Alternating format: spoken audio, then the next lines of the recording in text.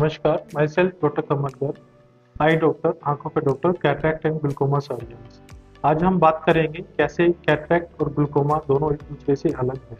Cataract यानी सफेद मोतिया। कैटरैक्ट एक नॉर्मल फिजियोलॉजिकल चेंजेस होता है। यह एक कोई बीमारी नहीं है। इसमें हमारा जो नेचुरल लेंस होता है वो एक ट्रांसपेरेंट होता है, यानी पारदर्शी होता है। उम्र के साथ इस लेंस में सफेदी आने के कारण हमारी आंखों के आगे धुंधलापन आ जाता है और हमारी रोशनी धीरे धीरे कम होती चली जाती है, जिसे हम सफेद मोतिया सर्जरी और कैटरैक्ट सर्जरी से एक्सचेंज करके जो हमारी रोशनी खोई हुई है उसको हम वापस पा सकते हैं। जबकि ग्लूकोमा और काला मोतिया यह एक नसों की बीमारी है, जिसमें ज़्यादातर केसेस में हमारी आंखों का प्रेशर बढ़ने के कारण हमारी आंख के पीछे एक ऑप्टिक नर्व होती है, आंख की नस होती है, जिसमें दबाव के कारण धीरे धीरे हमारी आंखों की रोशनी चली जाती है। क्यों हम बात करते हैं कि कैटरैक्ट और ग्लूकोमा सफ़ेद मोतिया कैटरैक्ट से ज़्यादा खतरनाक है।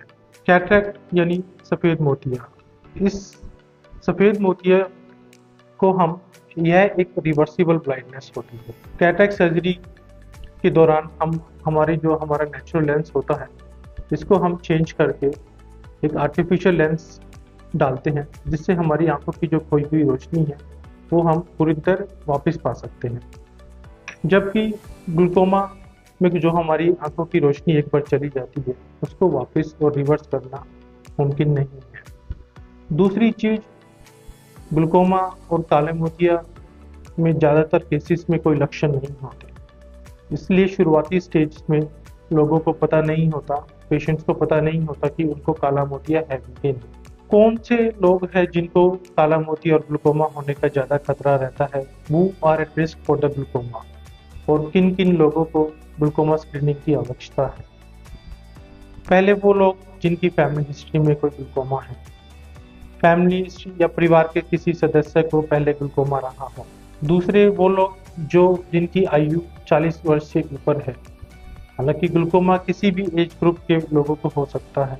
कंजेनाइटल ग्लूकोमा भी होता है जो बर्थ के दौरान होता है, लेकिन जो लोग 40 से ऊपर के होते हैं उनको ग्लूकोमा या काला मोतिया होने का थोड़ा रिस्क ज़्यादा रहता है। तीसरे वो लोग जिन्होंने अपनी लाइफ में कभी स्टीरॉयड का सेवन किया है। चौथे वो लोग जिनके कभी आँख में चोट लगी या कोई ट्रॉमा की हिस्ट्री है, या फिर जिनको बीपी या शुगर या माइग्रेन जैसी समस्याओं के लिए कोई दवाई का सेवन कर रहे हैं।